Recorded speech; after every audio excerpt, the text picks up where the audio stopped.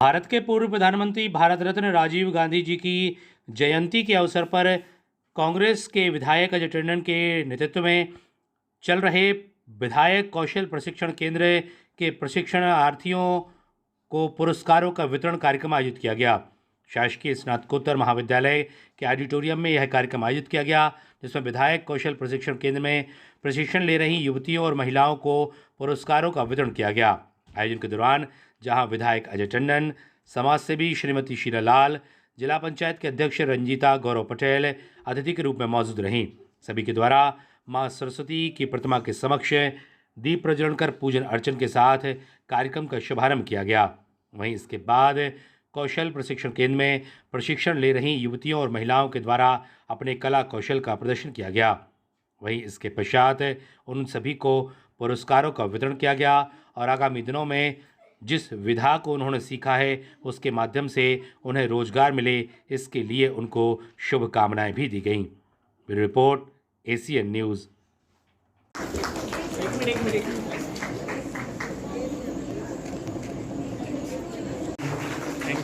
इसी क्रम में अब मैं आमंत्रित पे आए और हमारे सर राजू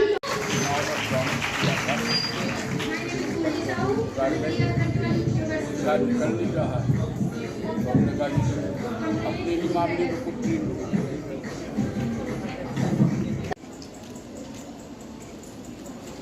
एक मिनट है ना। थैंक्स।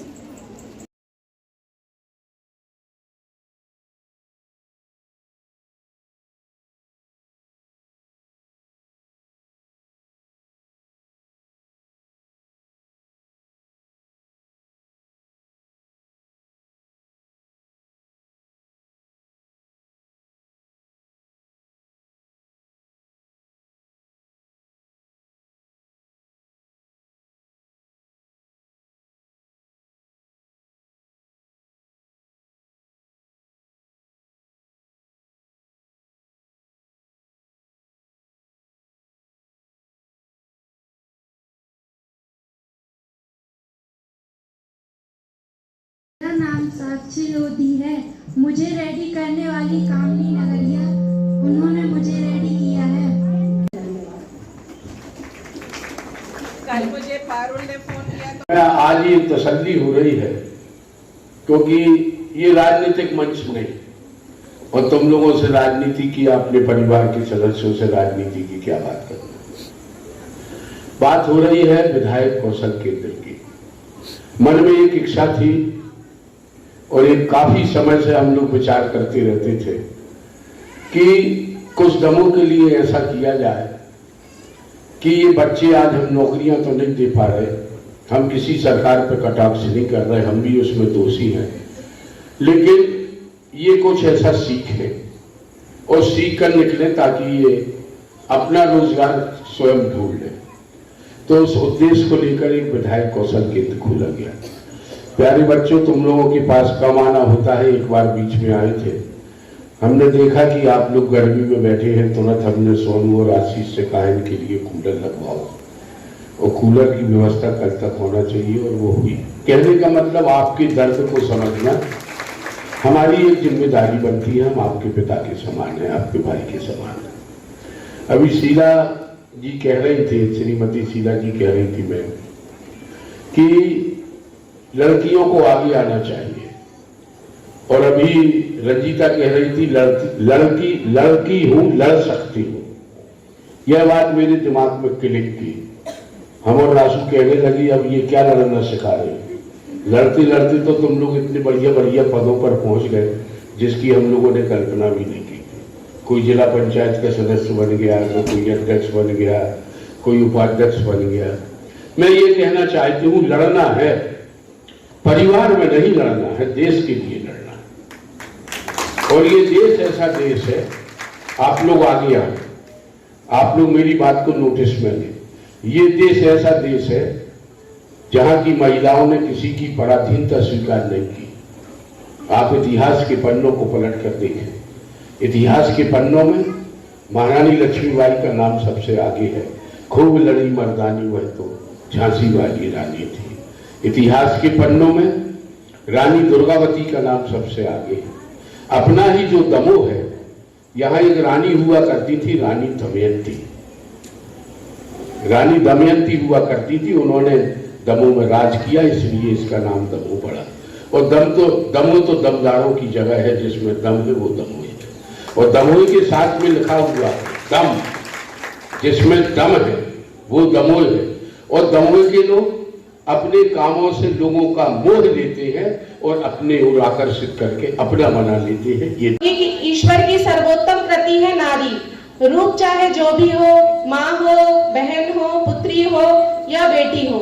मैं आप सभी से कहना चाहती हूँ कि हम यदि एक ही बात ठान लें कि लड़की हूँ, लड़ सकती हूँ, क्योंकि लड़की ही एक आप लोगों में जो एक तेज है, जो आप लोगों में एक काम करने की क्षमता है, वो धीरे धीरे कम होती जाती है। लेकिन आप लोगों की क्षमता यदि आप बढ़ाएंगी, महिलाओं को सशक्त करेंगी, उन्हें आगे लाने के लिए, उनकी इच्छा शक्ति को जागृत करने के लिए, वो आप लोगों में वो क्षमता आज है।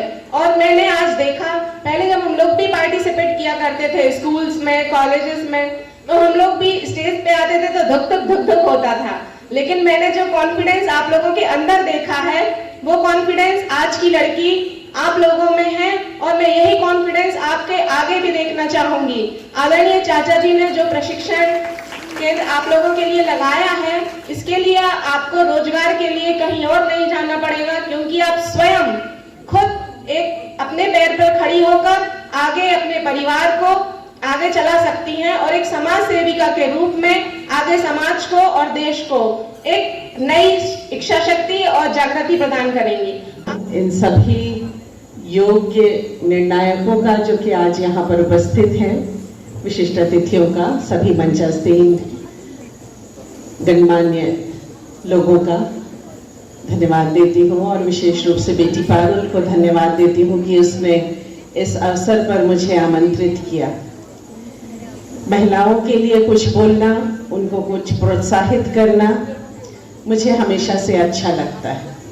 आप ही की तरह मैं भी एक छोटे से गांव से आई हूँ, जहाँ 8वीं के बाद क्लास ही नहीं हुआ करती थी। उसके बाद पढ़ने के लिए मुझे हॉस्टल जाना पड़ा।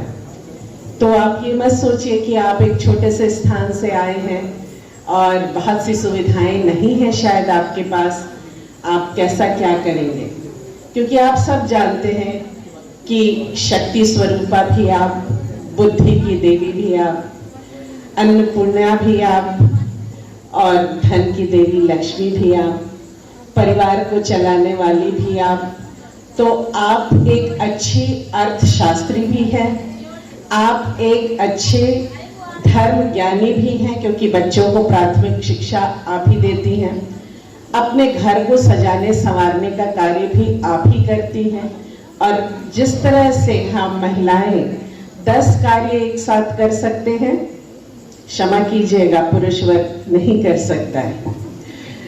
पुरुष वर्ग का जो सोच होता है, अंग्रेजी में कहा जाता है कि पुरुष वर्ग जो रहता है वो एक बार में एक ही चीज को सोच सकता है।